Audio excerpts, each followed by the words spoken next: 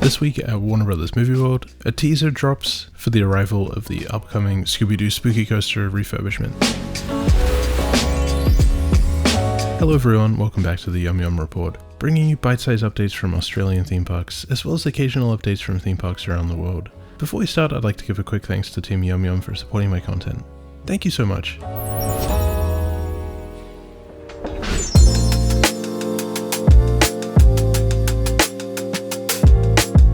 Well, it looks like we're finally getting closer to the opening of Scooby-Doo Spooky Coaster, because this week Movie World dropped a little teaser in anticipation of the new version of the ride, which is set to open in late 2025. I was so excited to see this announcement pop up out of nowhere. I was scrolling through Instagram and suddenly there was a little teaser trailer. As you know, I'm very excited for this attraction. It's my most anticipated ride in Australia for 2025. And I did make an entire documentary about the whole history of Scooby-Doo Spooky Coaster, which you can view on my channel, so check that out. In the trailer we can see a family riding in the iconic train through the dark ride section with that little dip into the swinging axe room, which is one of the many memorable moments of the ride, before going into the Wild Mouse section with some neon flashing lights.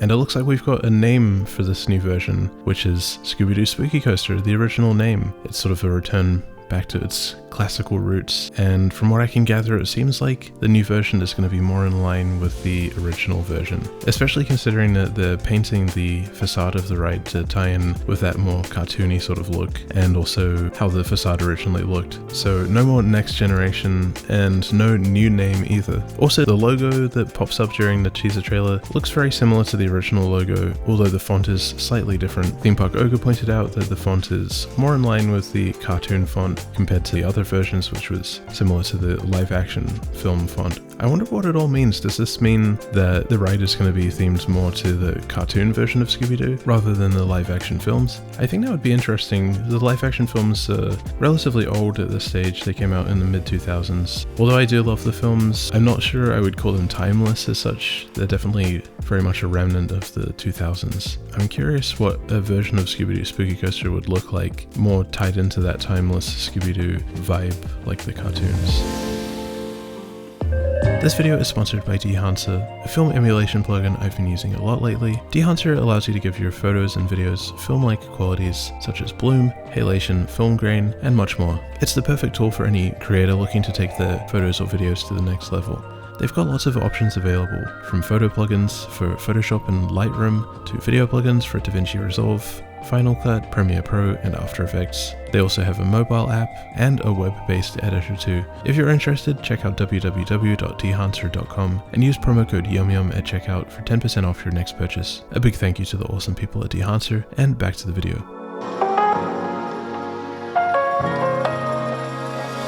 There hasn't been too much information about what to expect from the new version of Scooby-Doo Spooky Coaster.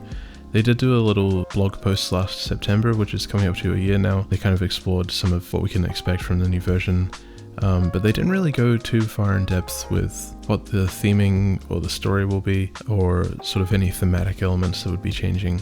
It sounded like it was mainly going to be a retrofit. All we can really go by is speculation and rumors. And there have been a few rumors. There's been a few comments recently, someone saying that the ride is going to be changed to a Beetlejuice theme, which obviously isn't the case. But I do wonder if, Beetlejuice might make a cameo in the ride. I don't see why he would.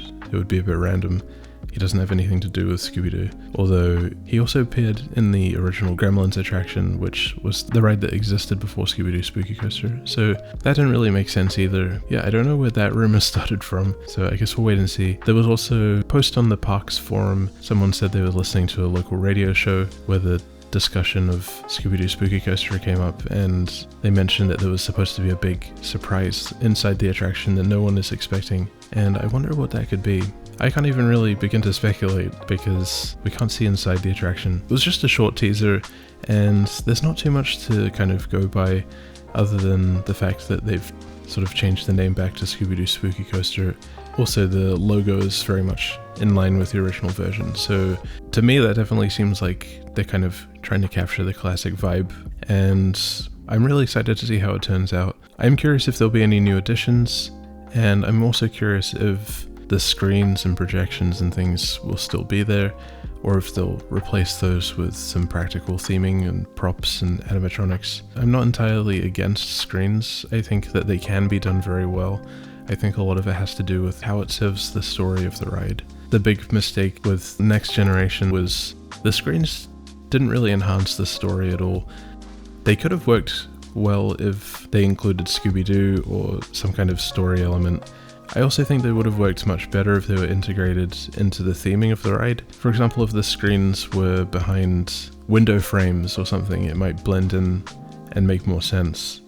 Before, they were kind of just open screens that didn't particularly make sense, especially in the elevator, which was quite confusing, and it didn't have appeal. It didn't look nice. It looked very tacky. We're approaching the end of 2025. There's only about 4 or 5 months left until the end of the year, which means that that's the time frame that Scooby-Doo Spooky Coaster should hopefully open within. I'm not sure when I think it will open. I have a feeling they might try to push it as far as they can to the very end of the year, in December, maybe Boxing Day or something. But I am also cautiously optimistic because they're painting the facade, and I have a feeling that's one of the last things you would do before reopening an attraction. Obviously they haven't put the new logo in yet, there's still the test seat to be added to, so once we see those things appear, I think we'll have a pretty clear indication of how far away it actually is. What are you most excited for about Scooby-Doo Spooky Coaster? Did you enjoy the teaser trailer, and are you a fan of the return to the classic vibe? Or would you prefer some kind of new spin on the attraction? Let me know in the comments. This was just a short little update from Movie World. I did visit the park this week for a very brief visit in the afternoon for about half an hour, and there wasn't really anything I noticed at the park, except obviously the progress on Scooby-Doo Spooky Coaster's facade painting. I hope you enjoyed watching this video. Please feel free to leave a like, a friendly comment, or subscribe for more. Before we finish, I'd like to give a very special thank you to the members and sponsors of Team YumYum for supporting my content. Thank you so much everyone for your very kind and generous support. It really means a lot to me that you enjoy my content enough to support the channel in this way, and it helps me cover a lot of costs associated with running the channel. So I really do appreciate it, and it makes me very happy, and also makes me want to create even more videos for you to enjoy. A very special thank you to the Team YumYum members: SW Stevie 1, Randall, Maloney's Coasters, Kai on the Internet, Oogie Boogie, Theme Park Ogre, Jordan Casey, Medic Brick, Johnny Boy 175, Movies Like Everyone, and The Downy Cat. And a very special thank you to the Team YumYum sponsors: Koala75, Audrey Allen, Senpai's JP Blue Dog, Senpai's JP Red Dog, Wayne Hewitt, and Lee Donald. Thank you so much again everyone for your very kind and generous support, and for anyone who would like to become a channel member, you're more than welcome to do so. This will give you access to new videos early. You'll also get a special shout out and thanks at the end of my videos, a YumYum sticker next to your username, some emojis to use in the comments, and last but not least, I'll also draw you a custom character hand-drawn by me to suit your very needs and requirements.